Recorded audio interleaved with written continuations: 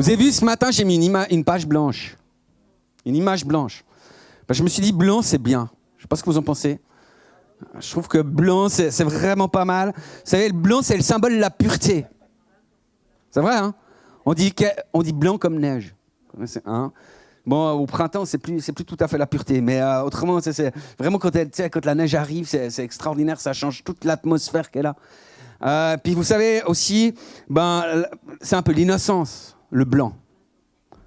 Et puis le futur, il est composé d'une page blanche sur laquelle, avec le Saint-Esprit, on va pouvoir écrire notre histoire. Donc blanc, c'est une couleur magnifique. En même temps, c'est pas une couleur qui attire tellement le regard. C'est pas rouge, c'est pas jaune pétante. Tu as des bagnoles jaunes pétantes comme ça. Tu sais, tu les vois passer de loin. Puis on fait voiture jaune. Et tu sais, c'est pas des couleurs fluo. Mais le blanc, c'est apaisant. Hein, c'est reposant, c'est une couleur qui est discrète, qui se déploie en toute humilité comme ça. Et en fait, si j'ai choisi le blanc, c'est parce que dans notre continuité de notre thème sur le royaume de Dieu, ce matin, j'ai envie de vous parler de l'humilité. J'aimerais vous dire que l'humilité précède la gloire. Yes. Alors je sais que c'est prétentieux d'aborder un tel thème parce que, en fait, vous pouvez être sûr qu'avec un titre comme ça, il n'y aura pas des centaines de views sur YouTube. Tu sais, parce qu'en général, voilà, le thème de l'humanité, on n'aime pas trop. Alors j'aimerais juste encourager ceux qui sont en ligne, restez avec nous, vous allez voir, vous allez être bénis. Voilà. Là, on va laisser les portes ouvertes, on ne va pas fermer. La puissance du Saint-Esprit est déjà là, donc on n'a pas de crainte par rapport à ça. Mais je suis convaincu que si j'avais appelé ce message, tu sais, comment activer la faveur divine sur ta vie ou la clé du succès, etc., ça aurait marché. Ça, sur les réseaux, ça aurait été bon parce qu'on est tous les mêmes. Hein. On voit humilité, on dit, attends, non, plutôt, allons voir comment on peut faire des miracles, c'est mieux, etc. Mais l'humilité précède la gloire, donc c'est vraiment quelque chose qui est extraordinaire. Alors je veillerai que dans la description du message, on marque comment activer la faveur divine ou le succès dans ta vie. Comme ça va encourager les plus frileux. Mais il faut comprendre que c'est juste extraordinaire que ce thème de l'humilité. Parce qu'en fait, on doit comprendre que l'humilité précède la gloire, hein. Ce qui veut dire que la gloire et l'humilité, il y a comme une sorte de relation de cause à effet. Vous comprenez? C'est comme la fonte de la neige. Je parlais de la neige tout à l'heure. Tu sais, quand la température monte en dessus des 0 degrés, la neige fond. C'est cohérent. La vie d'un papillon, elle sera toujours précédée d'un temps où une chenille doit aller dans la chrysalide. Et de la même manière, vous savez... Dans quel que soit le règne, en fait, que ce soit dans la flore, les mammifères, les oiseaux, les poissons et les humains, avant qu'il y ait une naissance, il doit y avoir une fertilisation. Parce que c'est l'étape initiale qui conditionne l'apparition d'un individu, un individu nouveau, un nouvel individu, je ne sais pas comment le dire. Mais de la même manière, l'humilité, c'est l'étape initiale qui conditionne la venue de la gloire. Donc c'est hyper puissant en fait. Donc c'est même glorieux. C'est le cas de le dire. Hein. Donc c'est un sujet de joie. C'est quand on dit, on va parler d'humilité, l'église devrait faire wouhou. Koraba. Dieu nous a appelés à participer à sa gloire et à sa bonté. Hein. Donc c'est quand même un truc hyper bien. Vous devriez être réjouis, vraiment. Mais si l'humilité précède la gloire, il va de soi qu'un caractère inverse va amener des malédictions, va amener des problèmes. Et c'est ce que nous dit le livre des Proverbes, chapitre 16, 17 à 19. Alors tu peux l'afficher, puis on va le laisser un moment du coup. Il dit, le chemin des hommes droits, c'est aussi pour les femmes, hein, si jamais. C'est homme de manière générale. Le chemin des hommes droits, c'est d'éviter le mal. Celui qui garde son âme veille sur sa voie. L'arrogance précède la ruine et l'orgueil précède la chute. Mieux vaut être humble avec les humbles que de partager le butin avec les orgueilleux. Donc l'orgueil, c'est un sujet qui est sérieux parce qu'en fait, c'est la même dynamique, c'est la racine même, à quelque part, de ce qui a précipité la chute de Satan et la chute de l'homme en même temps. Ce qui veut dire que, par héritage, donc notre héritage en humanité, en fait, on est tous orgueilleux. Ça fait partie de notre chair, notre nature charnelle. Hein. Et en fait, il faut bien reconnaître, hein, des fois, c'est peut-être pas assez. De manière générale, nos disputes, nos querelles, nos difficultés, elles commencent à cause de l'orgueil. Elles commencent à cause d'un ego qui est froissé. Non mais t'as vu comme il m'a parlé? T'as vu comme il me traite? Je suis pas reconnu dans mon service. Avec tout ce que je fais dans cette église, on me dit jamais merci. Non, mais c'est pas à moi d'aller vers lui. Hein. C'est pas à moi d'aller vers elle. C'est lui qui doit venir me demander pardon. C'est lui qui m'a fait du mal. Oh, puis ce pasteur, il me laisse jamais prêcher. J'ai un message de feu à apporter, etc., etc., etc. Vous savez, toutes ces petites phrases hein, qu'on a entendues des autres. Qu'on a peut-être pensé parfois, ouais, ou dit. Ça a pu arriver, mais c'est des révélateurs qui montrent que finalement, l'ego, il est bien là. Hein. Il y en a qui aiment jouer au Lego, mais ils n'ont pas besoin. Et c'est pour ça que Salomon nous dit qu'on doit garder notre âme, qu'on doit veiller sur le chemin que nous sommes en train de prendre au niveau de nos cœurs. C'est tellement important avec ça. Parce que notre nature charnelle, voilà, c'est un terrain qui est propice à l'orgueil.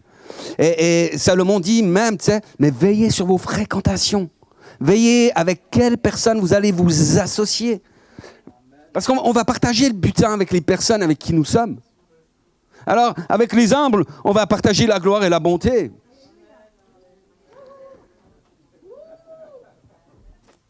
Mais avec les orgueilleux, c'est la chute et la ruine. Alors, l'orgueil, il va se manifester de différentes manières. D'accord ? On ne peut pas dire qu'il n'y a qu'une manifestation de l'orgueil, mais on pourrait faire une définition simple, courte et efficace de ce qu'est l'orgueil. En fait, c'est une posture de cœur qui se place soi-même au centre. Vous voyez ce que je veux dire? C'est une posture de cœur qui se place soi-même au centre de l'équation. Après, ça va se manifester de différentes manières. Par exemple, il y a quelqu'un qui peut avoir un esprit de supériorité. Hein, il ne se prend pas pour la queue de la poire, comme on dit chez nous. Vous voyez que je cause aux véganes aussi, moi. Non, mais...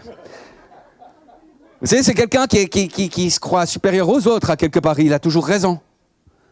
Tu sais, puis même quand il a raison, c'est pas qu'il a tort. Et puis quand il a tort, c'est que de toute façon, il y a bien de raison. On en connaît des comme ça. Hein. Regarde pas ton voisin, c'est pas le moment. Et puis, il y a aussi cet esprit d'indépendance, notamment vis-à-vis de Dieu. Tu sais, je vis ma vie comme je l'entends, tu sais, comme un... Ok, bon, la Bible, elle dit que je dois faire ça, mais... Bon, moi, je fais ce que je veux. Puis il y a la grâce, de toute façon. Hein? Je fais ce que je veux. Ou il y a l'autosuffisance. Tu sais, j'ai pas besoin de l'église. Tu sais, moi, ça va très bien. Tu sais, Dieu, il est le même à la maison chez moi. Hein? J'ai pas besoin des autres. J'ai pas besoin d'être enseigné. J'en sais autant que lui.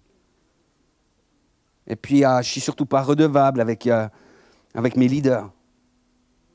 Puis il y a encore la fausse humilité.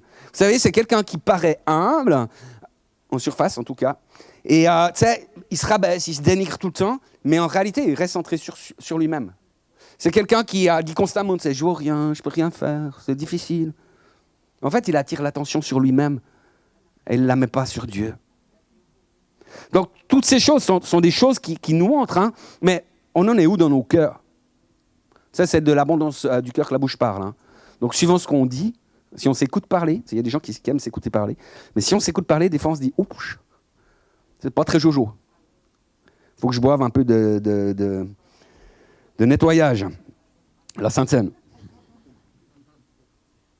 Puis, à quelque part, l'humilité, elle nous parle du cœur de Jésus.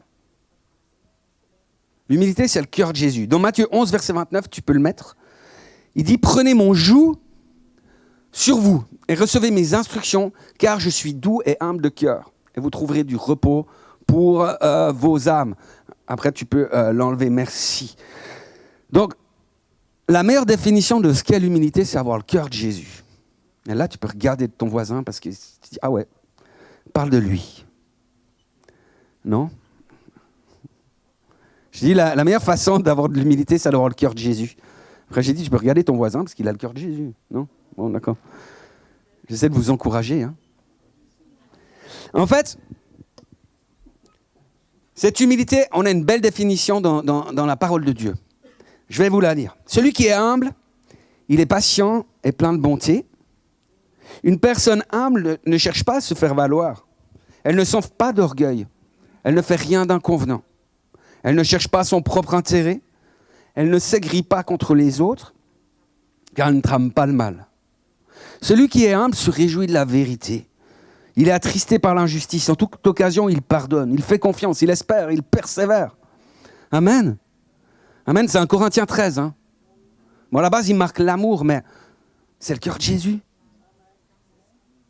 Ça, si on ne connaissait pas le truc, puis on disait c'est l'humilité, tu dis ouais, c'est ça. Mais oui, c'est normal, c'est le cœur de Jésus. Et l'humilité, c'est l'expression du cœur de Jésus. Et vous savez, l'étymologie du mot humilité, vous connaissez? Vous n'avez pas fait votre latin? Ça vient du mot humus. Et humus, c'est de la terre. C'est même une terre fertile, parce que l'humilité précède. Donc, à quelque part, l'humilité, elle nous ramène à nos racines, si j'ose dire ça comme ça. Non, c'est bon. Elle nous ramène à notre origine. Elle nous ramène au fait que nous avons été créés à partir de la terre, à l'image de Dieu, pour être en dépendance à Dieu. Donc c'est une dépendance qui est choisie, qui est voulue. D'accord, c'est ça, hein. C'est ça la véritable humilité qui produit la gloire. Il faut que cette dépendance, elle soit choisie, voulue. Adam et Ève, ils ne l'ont pas choisi. Ils ne l'ont pas voulu. Ils ont eu le droit. Dieu les a laissés. Mais la véritable humilité, c'est cette dépendance-là. Et c'est pourquoi la Bible déclare dans le Proverbe 15, verset 33, que tu peux afficher, c'est que la crainte de l'Éternel enseigne la sagesse et l'humilité précède la gloire. Amen.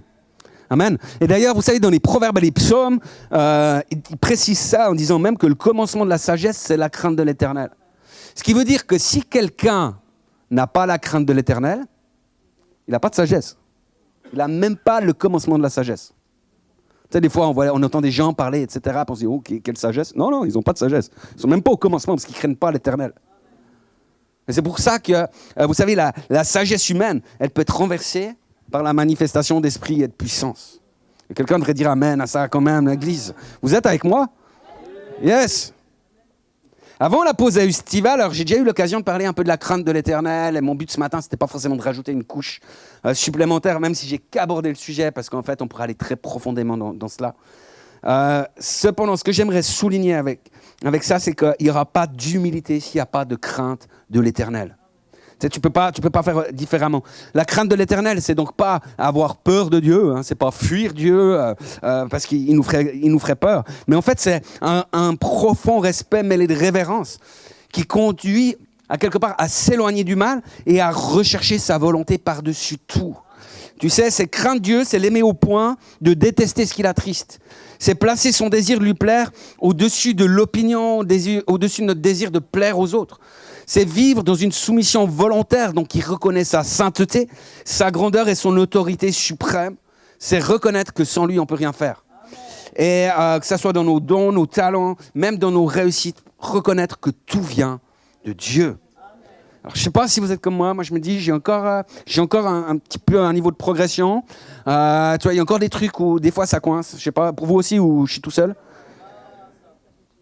Mais vous savez ce qui est génial? C'est qu'en ce qui concerne l'humilité, et même la crainte de l'Éternel, en fait, on a besoin de la puissance du Saint-Esprit. Et dans ces domaines-là, en fait, sans lui, on ne va rien pouvoir faire. Et seul le Seigneur a cette possibilité, cette capacité de briser nos cœurs de pierre pour les transformer dans un cœur de chair. Et ça, c'est glorieux. Alors, je sais qu'à ce moment-là de mon message, vous avez une question ultime. Elle est là, je la lis sur vos visages. Vous êtes en train de vous dire, mais comment est-ce que je peux être aussi humble que mon pasteur? Et la réponse, les amis, c'est que vous avez besoin du Seigneur. Dis amen à ça, j'ai besoin du Seigneur pour être humble comme ça. Alors forcément, tu sais, je fais forcément le truc de la petite boutade, là, parce que je sais que ça allait vous mettre en joie, que ça va vous faire sourire, etc. C'était le truc un peu attendu. Hein. Ça fait depuis que je dis aux gens que c'est mon thème, l'humilité. Voilà. Il y en a qui sont partis en courant, qui ne sont pas venus ce matin, on les bénit. Mais la plupart me disent, ah oui, nanana. Hein, c'est toujours les mêmes gags. Mais bon, comment je suis humble, ça va. Vous allez me dire que c'est facile d'être humble quand on est bon. Mais bon, c'est vrai. Mais j'avais envie d'être dans une phase un peu pratico-pratique ce matin. Parce que je sais une chose, c'est qu'on dit amen à tout ce qui est écrit dans la parole de Dieu, on est d'accord. Mais quand vient la réalité, les difficultés, quand viennent les complications, là, tu sais, des fois, le amen, il devient grinçant. Il devient plus difficile. Et l'humilité, elle va s'entraîner, elle va s'exercer, notamment où? Dans nos relations. En fait, c'est toujours facile d'être humble tout seul. C'est vrai, c'est pas vrai. Par contre, quand on est confrontés les uns aux autres, tout d'un coup, on se dit, ah, il y a un petit peu d'ego qui est là. Hein. Je sais pas pour vous. En tout cas, moi, je le vois chez plusieurs. J'ai des noms, mais je les dirai pas parce que voilà, je suis bienveillant en plus d'être humble. Voilà. Comment est-ce qu'on doit se comporter les uns envers les autres? La Bible nous le dit, Philippiens 2, versets 3 à 4, et tu laisseras le slide après parce que je vais en parler un petit peu aussi. Ah, il dit, ne faire rien par esprit de parti ou par vaine gloire. Mais que l'humilité vous fasse regarder les autres comme étant supérieurs à vous-même, que chacun de vous, au lieu de considérer ses propres intérêts, considère aussi ceux des autres. Ah, ça sourit moins. Je vois des visages serrés. Je vois, il y a même des gens là, ils ont des larmes dans les yeux tellement que ça a l'air douloureux comme ça. Vous aimez la parole de Dieu, non? Ah, c'est bon ce verset, non? Alors c'est vrai que la première partie, quand on lit « Ne faites rien par esprit de parti ou par vaine gloire », on se dit ça va. Concernant l'humilité, on est d'accord. Là où ça se complique, c'est la suite. Mais en fait, moi j'aimerais vous inviter à regarder ce texte d'une manière un peu différente. C'est-à-dire d'une manière objective. On ne va pas faire de l'égocentrisme ce matin, donc on ne va pas ramener le truc à nous. On va regarder ça de manière objective. Qu'est-ce que Paul écrit finalement? Qu'est-ce qu'il est juste en train d'expliquer? Il est en train d'expliquer qu'est-ce que c'est qu'une culture de l'honneur. Vous savez, l'honneur, c'est reconnaître la valeur que Dieu a placée dans une personne, dans une fonction, dans une relation. Et là aussi, c'est un choix qui va se faire selon la crainte de Dieu. Le problème, quand on se lit ce texte à partir de notre chair, là où ça commence à grincer un petit peu, c'est déjà dans le fait de considérer l'autre comme supérieur à soi-même. On n'aime pas trop. Parce qu'on fait ça forcément dans un esprit de comparaison, dans un jugement de valeur. Puis on se dit, ouais, mais si l'autre il est supérieur, ça veut dire que moi je suis inférieur. Et puis ça, on n'aime pas trop. Considérer les besoins d'autrui en premier, ça on n'aime pas trop non plus, mais pour d'autres raisons. C'est parce que des fois, là, on a peur tout d'un coup de manquer. On a ce vieux réflexe des enfants. Et moi? C'est vrai, c'est pas vrai? Il n'y a que moi qui suis comme ça. En fait, la réalité, c'est que quand on se positionne comme ça va réveiller immanquablement à quelque part des peurs en nous. C'est la peur de manquer, la peur d'être spolié, la peur de passer à côté, de rater quelque chose. Donc c'est vrai qu'à partir de ma chair, quand je lis ça, l'ego au moins, il n'est pas très content. C'est ce qu'on appelle l'orgueil. C'est ce que j'ai dit dans la définition avant. L'orgueil. Mais l'honneur considère la valeur que Dieu a placée dans l'autre. Le déshonneur, vous savez, alors ça revient évidemment à mépriser ce que Dieu a établi, mais c'est aussi quand on considère cela comme banal ou peu important. Et ça bloque la grâce. Ça bloque vraiment la faveur de Dieu. L'honneur nous permet de nous réjouir de ce que reçoit l'autre, de la valeur que l'autre a reçue. Et à quelque part, c'est dans une dynamique d'émerveillement qu'on peut considérer l'autre comme supérieur à soi-même. C'est pas dans un esprit de comparaison de valeur, parce que, pourquoi? Parce que je connais ma valeur. Et surtout, je connais qui me donne ma valeur. C'est pour ça que je peux me réjouir quand il valorise l'autre, n'est-ce pas? Alléluia. Vous savez, l'honneur ouvre la porte à la faveur divine, aux bénédictions spirituelles. Tu peux enlever le slide sans autre. Merci. Alors c'est vrai, ça reste un défi pour chacun d'entre nous. Je l'ai dit, notre chair, c'est de la chair. D'accord, elle est là, on est conscient. Mais c'est pour ça que la Bible déclare, je vous dis donc ceci, menez votre vie dans la dépendance du Saint-Esprit, et vous n'obéirez pas aux désirs qui animent l'homme livré à lui-même. Car ces désirs sont diamétralement opposés à ceux de l'esprit. Et l'esprit a des désirs qui s'opposent à ceux de l'homme livré à lui-même. Les deux sont opposés l'un à l'autre, c'est pourquoi vous ne pouvez pas être votre propre maître. Et c'est important parce que ça change toute la dynamique des relations. Et dans l'humilité, dans la volonté de Dieu, du royaume de Dieu, il y a une dynamique des relations, il y a un ordre divin. Et cet ordre divin, tu peux le mettre, c'est premièrement Dieu. Dieu en tout premier ordre dans ma vie. Est-ce qu'on peut le dire ensemble? Dieu en toute première place dans ma vie. Ça veut dire quoi? Ça veut dire, reconnaître son autorité suprême. D'accord? Il est le Créateur, c'est le Seigneur, et tout commence par lui. Et tout finira par lui aussi, les amis. Matthieu 6, 33, cherchez premièrement le royaume de Dieu, la justice de Dieu. Dieu en premier. C'est obéir à sa parole. C'est pas juste croire, hein. Pas juste croire que la Bible est la parole de Dieu. C'est soumettre sa volonté à la sienne, même quand ça contredit nos désirs. Mais c'est vrai. C'est vivre en dépendance, parce que l'humilité s'exprime par la prière, la dépendance au Saint-Esprit, l'écoute de son esprit, la confiance en sa grâce plus qu'en nos forces. Et c'est important parce que si on ne met pas Dieu en premier, tout le reste de l'ordre est faussé. Soit on va s'idolâtrer soi-même, soit on va idolâtrer les autres. Mais il n'y aura pas l'équilibre divin comme Dieu veut qu'on l'ait. Amen. En deuxième place, c'est les autres. Tu peux... ouais, c'est bon, merci. Donc, quand on dit les autres, moi j'aimerais dire, c'est premièrement la famille spirituelle. Il est bon d'être généreux avec tout le monde, mais n'oublions pas que le Seigneur nous a sortis du royaume des ténèbres pour faire de nous des fils, des filles. Il nous a ajoutés à la famille du Père, donc les autres, c'est avant tout l'Église. Et ça consiste en quoi? Ça consiste à servir avant d'être servi. Jésus a lavé les pieds de ses disciples pour nous montrer la vraie grandeur qui existe dans le service. La deuxième chose, c'est de pouvoir reconnaître la valeur que Dieu a placée dans mes frères et dans mes sœurs. Et enfin, c'est pratiquer le pardon et l'amour. Parce que refuser de pardonner, c'est une forme d'orgueil. C'est dire que notre justice est au-dessus de celle de Dieu. Mettre les autres en second ne signifie pas de négliger ses propres besoins, mais c'est vivre dans une attitude de service, d'amour et de respect. Ça va?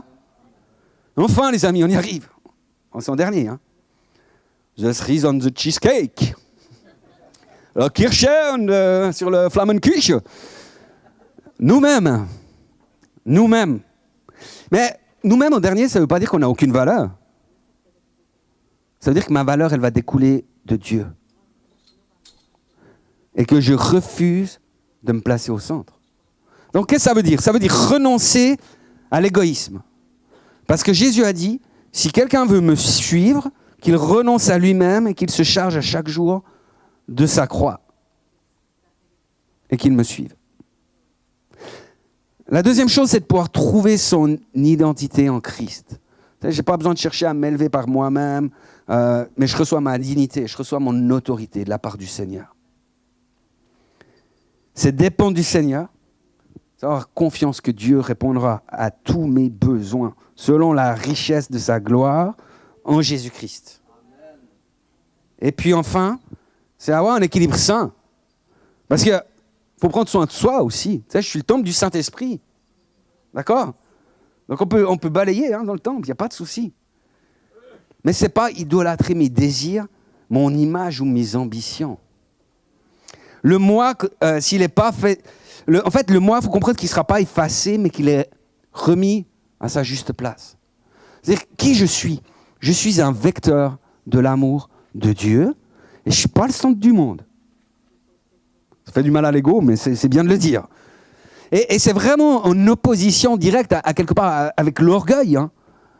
Mais l'orgueil va créer une opposition directe à Dieu. Vous connaissez ce verset, tu peux le mettre. C'est Dieu résiste aux orgueilleux, mais il fait grâce aux humbles. Amen. Amen. On trouve ce verset dans Jacques, au chapitre 4, verset 6, et dans 1 Pierre 5, 5. Et c'est tellement important de bien comprendre pourquoi ces deux apôtres écrivent cela. Dans la première épître de Pierre, Pierre va s'adresser aux anciens de l'Église, donc aux leaders de la communauté. Il les avertit de veiller sur ceux qui leur a été confiés, qu'ils recevraient la couronne de gloire. Je suis sûr que ça m'ira bien. À défaut d'être Mister Suisse. Hein. Bref, après il dit aussi que les membres doivent être soumis aux leaders, évidemment. Et tout d'un coup, au verset 5 et 6, il dit « Et tous, dans vos rapports mutuels, revêtez-vous d'humilité. Car Dieu résiste aux orgueilleux, mais il fait grâce aux humbles. » Elle dit « Humiliez-vous donc sous la puissante main de Dieu, afin qu'il vous élève au temps convenable. » Donc l'humilité, ce n'est pas un chemin de dévalorisation. Tu sais, mais c'est vraiment un chemin vers l'élévation. C'est un chemin vers la promotion. C'est un chemin vers l'établissement de toutes choses. Quand on cesse de s'élever soi-même, Dieu peut nous élever. Au temps opportun, mais Dieu peut nous élever. Et c'est vraiment glorieux. Dans l'épître de Jacques, il explique qu'à cause de l'orgueil, Dieu ne va pas répondre aux prières. Et c'est important, les amis, parce qu'on a trop souvent prêché la grâce bon marché. La grâce, elle est gratuite, elle se multiplie.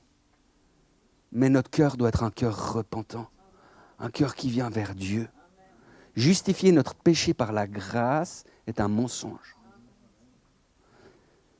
D'accord ? Dieu ne répond pas aux prières à cause de l'orgueil. Et si vous reprenez Jacques 4, vous savez qu'est-ce qu'il condamne ? C'est les disputes et les querelles à l'intérieur de l'Église. Il dit, vous ne recevez pas parce que vous demandez mal, à cause de votre égoïsme. Il écrit, versets 6 à 8, « Dieu résiste aux orgueilleux, mais il fait grâce aux humbles. Soumettez-vous donc à Dieu, résistez au diable et il fuira loin de vous. Approchez-vous de Dieu et il s'approchera de vous. Nettoyez vos mains pécheurs, purifiez vos cœurs, vous qui êtes partagés vis-à-vis de Dieu. » J'insiste là-dessus, mais c'est tellement important parce que l'orgueil, vraiment, vous l'avez compris, hein, l'orgueil c'est tout ce qui est naître. Égocentrisme, c'est moi d'abord, c'est l'égoïsme, c'est l'indépendance, c'est la rébellion, etc. Mais l'orgueil nous prive de la gloire de Dieu. Satan a été chassé du ciel à cause de l'orgueil. L'orgueil nous prive du paradis, les amis. Mais l'orgueil nous prive même de l'exaucement des prières qu'on pourrait avoir aujourd'hui. Et si Dieu résiste comme ça, c'est parce que cette attitude, c'est l'esprit de Satan. C'est l'esprit de diable.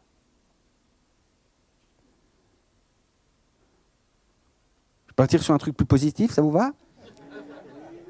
Est-ce que vous connaissez la femme syro-phénicienne ? Vous voyez l'histoire ? Alors je vais la répéter pour toutes celles et ceux qui ne la connaissent pas. On la trouve dans l'évangile de Matthieu, au chapitre 15, les versets 21 à 28. Je vais vous la raconter. En fait, il nous a raconté que Jésus s'en va dans le territoire de Tyr et de Sidon. Et puis que là, il y a une femme qui vient vers Jésus et puis qui lui demande, qui lui supplie de pouvoir guérir sa fille qui est démoniaque, qu'il puisse la libérer parce qu'elle est vraiment tourmentée par un démon. Et là, tu as les disciples qui arrivent, et puis voient la femme, puis dit « Seigneur, rembarre-la ». Donc ça veut dire, c'est pareil, mais c'est en juif ancien, donc c'est pour ça, en hébreu ancien. Bref, donc rembarre-la, c'est la traduction littérale. Et Jésus, vous savez ce qu'il va dire ? Il va dire « Je suis venu pour les brebis d'Israël ». Et la femme, tu sais, elle est vraiment aux abois, elle est désespérée. Elle supplie le Seigneur, elle dit « Mais Seigneur, viens à mon secours ». Et Jésus va lui dire « Ah ouais, mais c'est pas bien de prendre le pain des enfants pour le donner aux petits chiens. »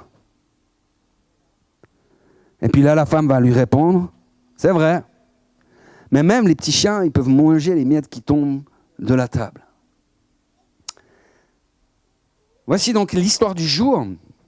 Et si vous permettez, je vais faire un petit parallèle avec la culture suisse. Ça marche ? Mais combien de fois, moi j'ai entendu des gens dire qu'ils allaient plus à l'église parce qu'ils ont été blessés par des frères et des sœurs dans la maison. Mais si on regarde, vous avez vu l'attitude des disciples? Honnêtement, c'était pas très honorant. C'était un peu blessant même. Hein? On est d'accord? Mais il faut les comprendre aussi. Eux, ils sont en vacances avec Jésus. Mais c'est ça. Si Jésus est venu pour les brebis d'Israël, il faisait quoi au territoire de Tyr et de Sidon? Ils sont en vacances. Donc ils vont en vacances et tout ça.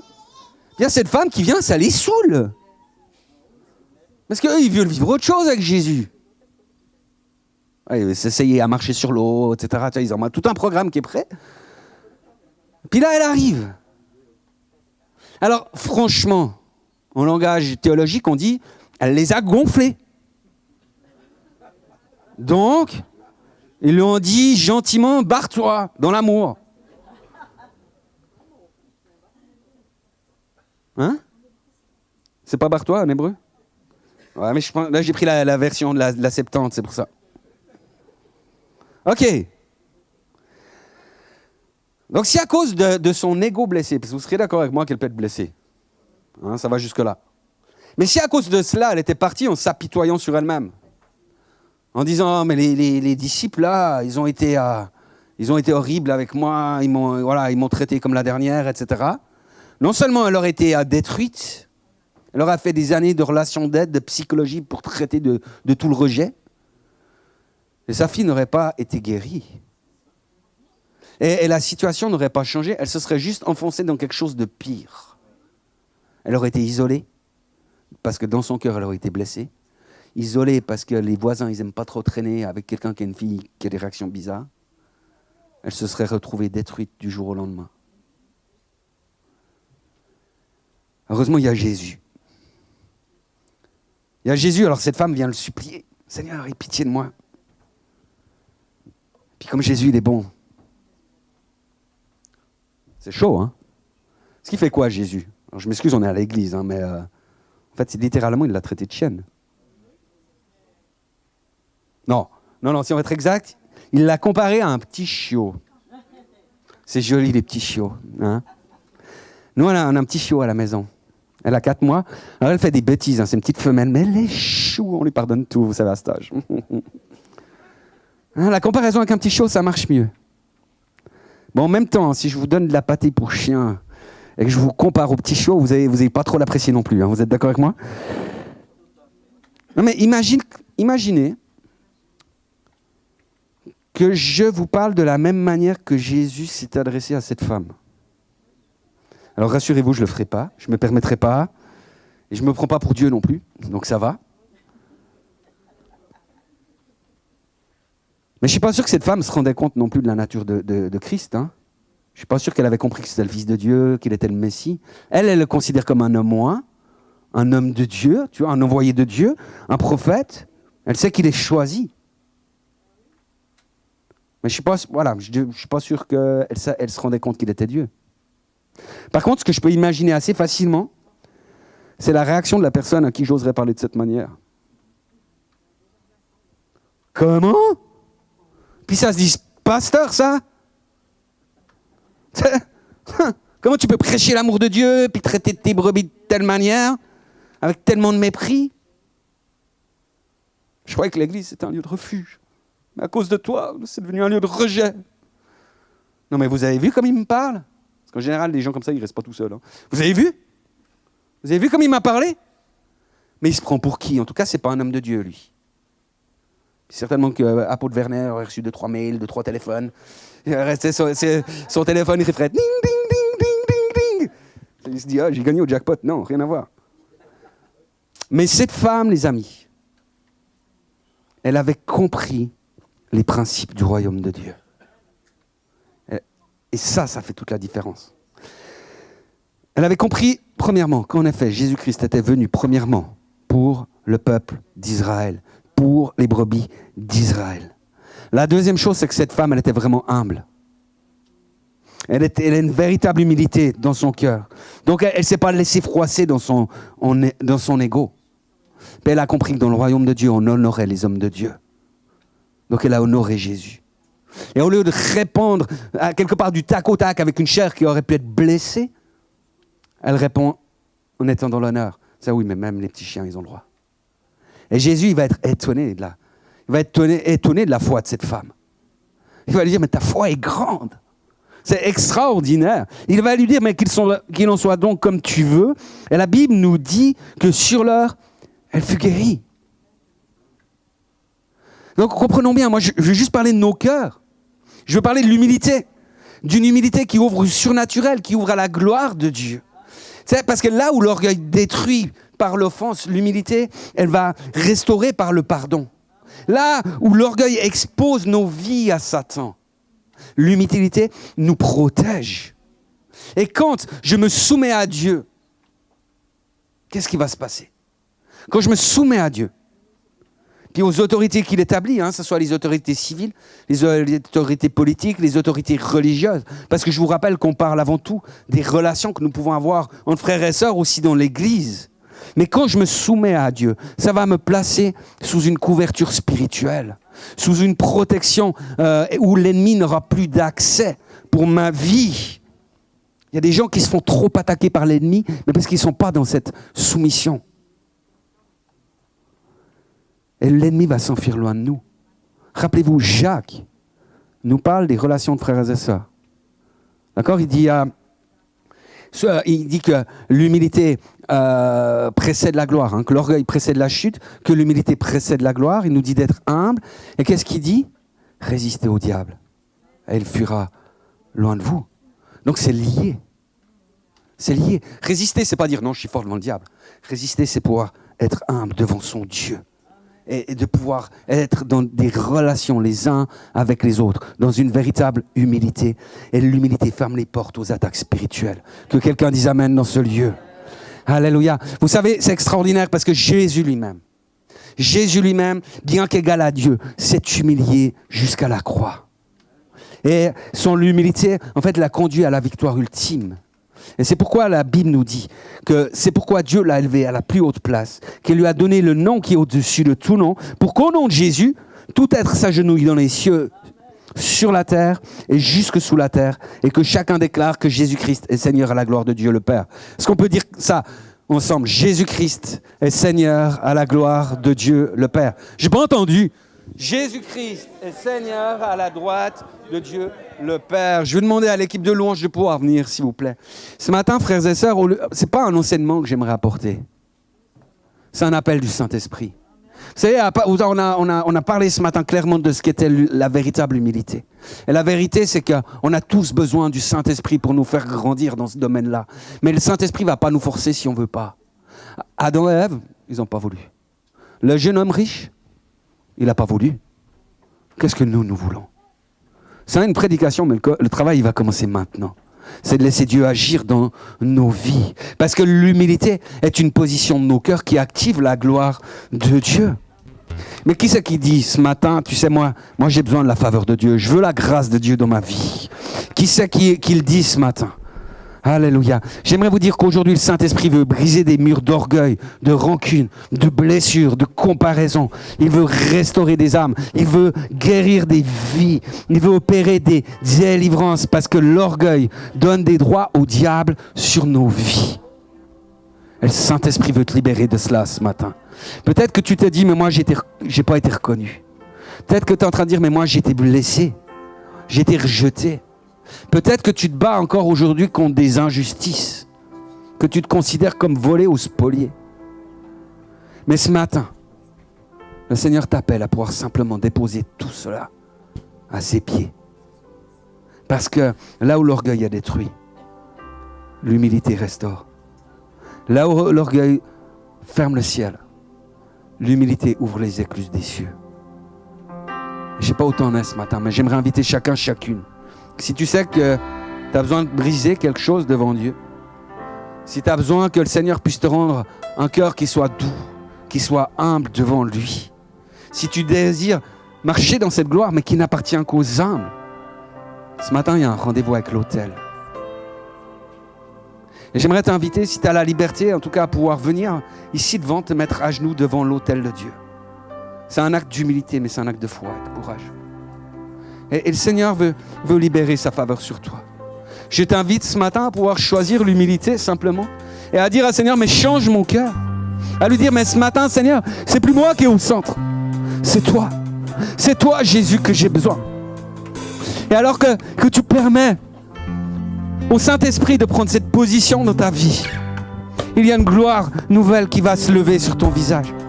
Vous savez, il y a quelques années en arrière, alors on ne nous avait pas invité à venir devant. Je vous parle d'un truc d'il y a 20 ans en arrière. Mais il y a 20 ans en arrière, un pasteur avait fait un appel en disant, mais qui c'est qui veut remettre le Saint-Esprit à la première place dans sa vie? Il demandait juste qu'on lève les mains ce jour-là. Et ce qui s'est passé, c'est que moi j'étais dans une dépression profonde. J'avais des envies de suicide, c'était l'horreur dans ma tête. Mais ce matin-là, j'ai juste dit au Seigneur, Saint-Esprit, je te remets au centre de ma vie. Et vous savez, l'esprit de dépression, il est parti instantanément. Et il n'est plus jamais revenu dans ma vie. J'ai été libéré, non pas par une manifestation extrême, mais juste parce que je me suis positionné dans l'humilité devant Dieu. Et que Dieu est bon, que sa gloire restaure nos cœurs, restaure nos vies. Et parce que lorsqu'on est humble, la Bible nous dit que la gloire de Dieu suit et qu'elle vient. Et ce matin, moi, je veux simplement pouvoir me positionner avec vous devant cet autel de Dieu. Et puis lui dire, mais Seigneur Jésus, je veux que tu règnes dans ma vie. Et ce matin, je fais ce choix, Seigneur. Ce choix de te donner la première place en toutes choses. Alléluia. Alléluia.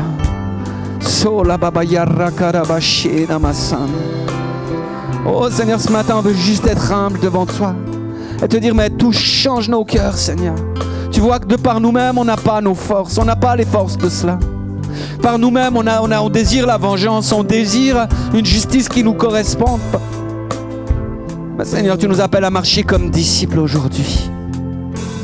Et simplement, humblement, Seigneur, nous nous déposons devant toi entièrement. On n'a pas toutes les réponses, Jésus.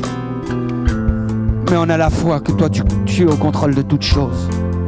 Et alors ce matin, alors qu'on accepte de perdre le contrôle devant toi, alors qu'on accepte vraiment d'être dans une soumission totale, Seigneur, je te dis, mais que ton Saint-Esprit puisse descendre dans ce lieu. Qu'il puisse y avoir des signes, des miracles et des prodiges, des guérisons, Seigneur.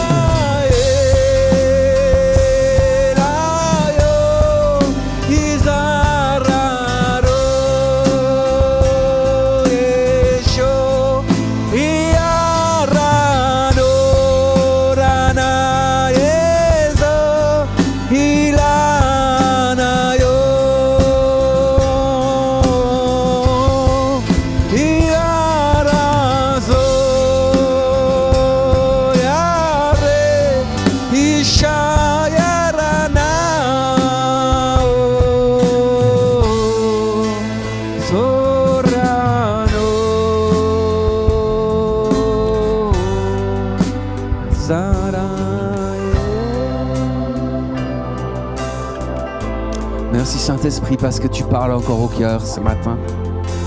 Merci Seigneur parce que l'œuvre que tu as commencé dans nos vies, tu vas l'amener jusqu'au bout. Et Seigneur, on sait que ce n'est pas par nos propres forces, que ce n'est pas par nos propres performances qu'on va arriver à avoir ce cœur doux, à avoir ce même cœur que toi. Alors Saint-Esprit, on te donne le droit ce matin vraiment de continuer à bouleverser, transformer nos vies. Que dans les situations qu'on va rencontrer dans les prochains jours, parce qu'on sait qu'en général, on a des tests qui viennent à la suite de tels positionnements.